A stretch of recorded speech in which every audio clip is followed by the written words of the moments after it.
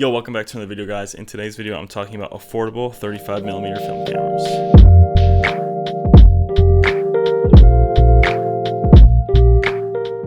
Okay, before we get any deeper into this video, I want to make it very clear that all these cameras I chose based off of being at a price point pretty much under $300 to $400, while giving you a lot of control, but still being beginner friendly and still having some like aperture priority settings and some of that good stuff.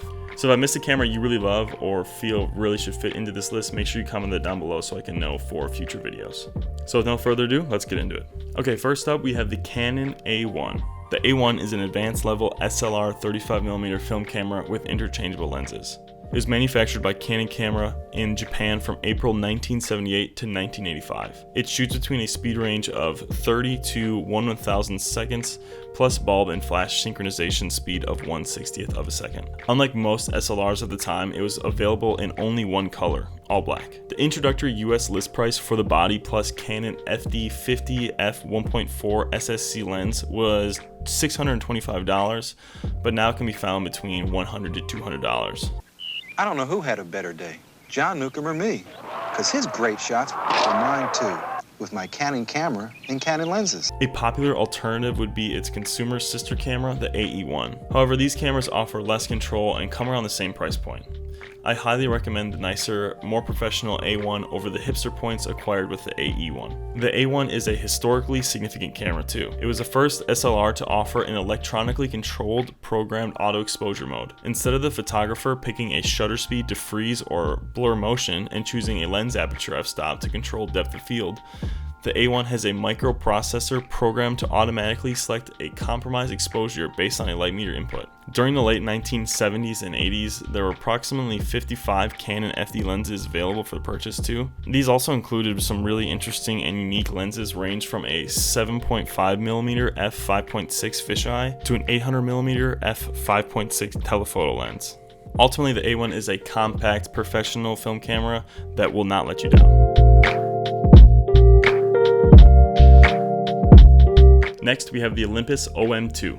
The Olympus OM10 is a aperture priority automatic exposure camera with full manual operation selected via switch, based on an earlier successful Olympus OM1 body. The OM2 was introduced in 1975 and combined the light, sturdy camera body style of the manual-only OM1 with a new automatic exposure system. One of the main selling points of the OM2 was that all of the OM1 accessories and lenses would fit without modification, offering a complete photographic system which could be easily carried, and allowing OM1 owners an easy upgrade path. Of the many features the OM2 boasted, the most commonly advertised feature was that it was the first camera to offer a TTL direct metering system for film. There were also two iterations named the OM2MD and OM2NMD, but both have tiny differences that are not warranting the price increase or headache of tracking them down, in my opinion. The OM2 is a sweet spot camera for the OM line, with the original being marginally cheaper and the successor, the OM3, being a $300 to $400 increase. The OM2 comes in around $100 to $200 and can be found with some pretty nice bundles on eBay currently.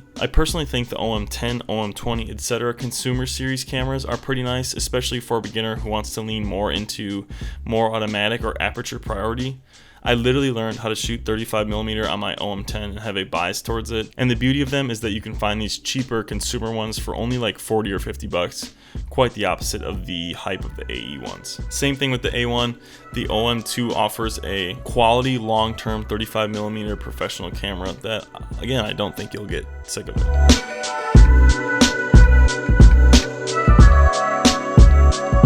Okay, and lastly, rounding out the list for SLRs is the Pentax Me Super.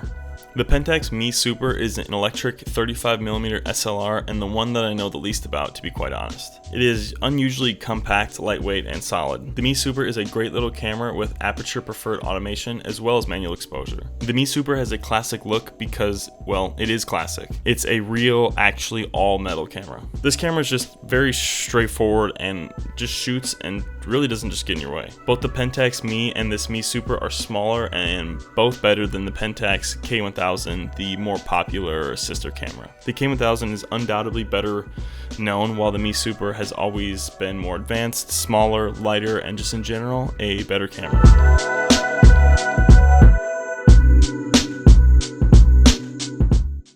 Alright, next up and first on the list for point and shoots is the Olympus Mu 1 and 2.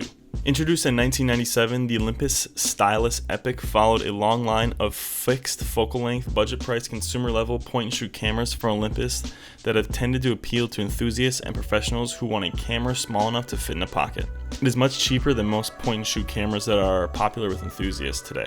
Despite its heavy 90s aesthetic, it is one of the most accessible point and shoots. I found a handful at charity shops in great working condition, as well as some being broken. The camera has a fixed 35mm f2.8 lens and can focus down to 35 centimeters. The camera can be carried in pocket without fear of damage, and the camera is also very lightweight at 145 grams or 5.1 ounces. The fixed lens on this camera is much faster than other Olympus point and shoots, many of which include zoom lenses. Both the Olympus Mu 1 and 2 I think are probably my favorite cameras for super cheap point and shoots, and I would highly recommend them.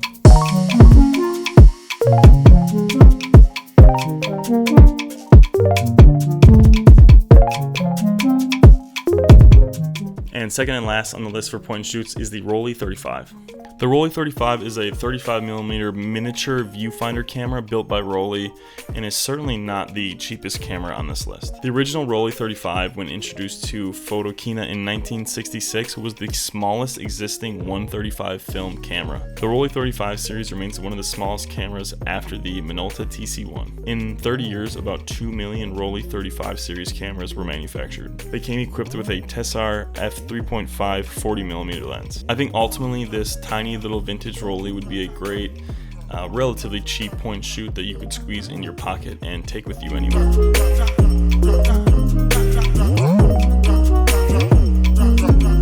Okay, and the final set of cameras on our list are rangefinders, and the first being the Olympus XE and XE2.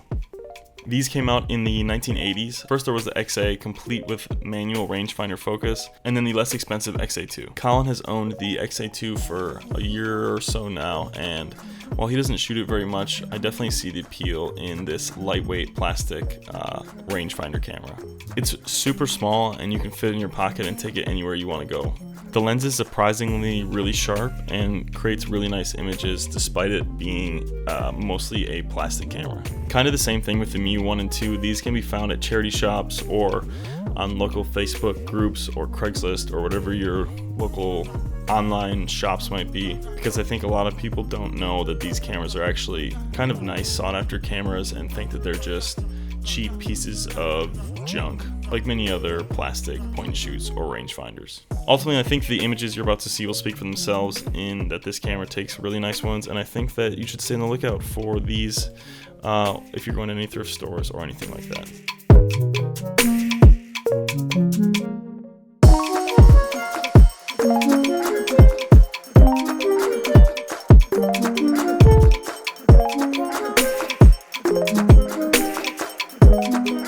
Next up for rangefinders is the Olympus 35 SP.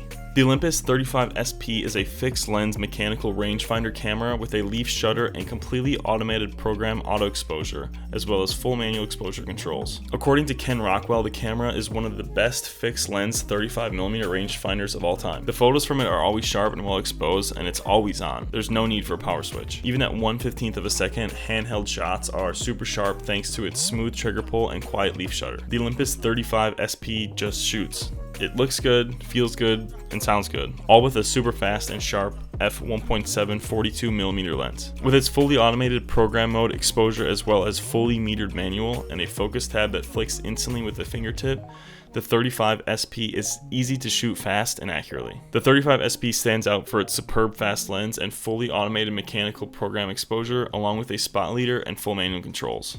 The 35 SP has vacation written all over it, and I can't think of a better camera for vacations, family fun, and lightweight photos.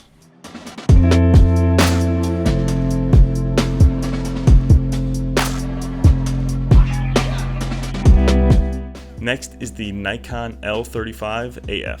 Introduced in 1983, the L35AF was Nikon's very first autofocus compact camera. The camera also offers in-viewfinder indication of focus distance, so unlike with other point and shoots, you know if you're in focus or not. The autofocus is super accurate, better than most other autofocus lenses from this time period. It also actually does have a 46mm filter thread, so you can use real filters, unlike many of the luxury point and shoots. Metering is through the filter, so filter compensation is automatically applied to, which makes the whole process a lot easier. While I haven't actually shot the Nikon L35AF, I've heard great things about it, and I think that you should give it a shot.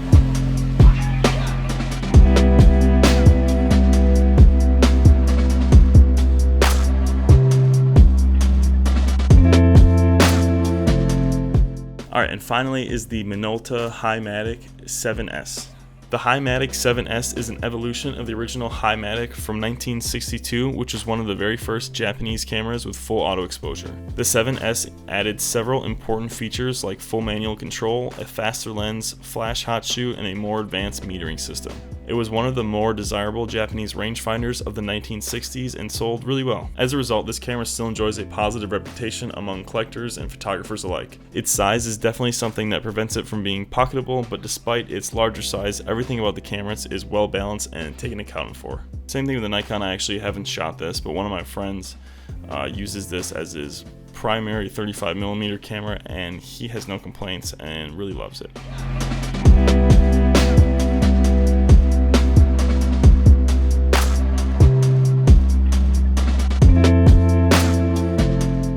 Alright, so that's going to do it for my list for cheaper but still quality cameras that have some longevity to them. I think all these cameras are something you can both learn on, but also use it in its kind of specific intended use and get really nice quality photos out of all of them. At the end of the day, I think which one of these fits you best is going to depend on your photography style and the way you go about your workflow. Otherwise, like I said before, guys, if you have any other cameras that you think I missed, make sure to comment them down below, as I'm always trying to stay in the hunt for cheaper cameras that I can shoot on these videos for you guys. Alright, I think that's all I got for this video. Let me know in the comments down below what you guys thought. Otherwise, like and subscribe, as it does help me out a ton, and you guys can stay on the lookout for more videos coming in the future. I think that's kind of my whole spiel for the outro here, so until next time, guys, peace out.